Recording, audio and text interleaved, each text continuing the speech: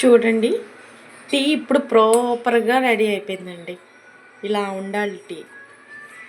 ఇలా ఉన్నప్పుడు టీని దించుకొని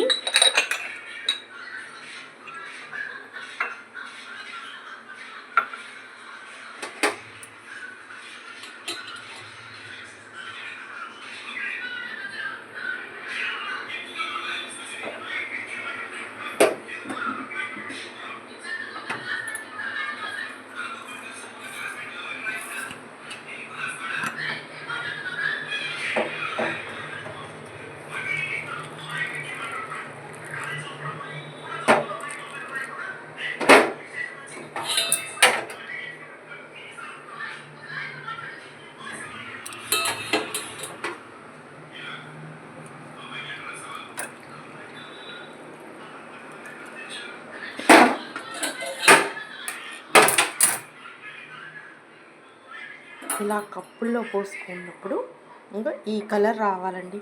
ఇలా ఉండాలి టీ. ఎప్పుడైనా ఇలా ఉంటే ప్రాపర్గా రెడీ అయినట్టు టీ.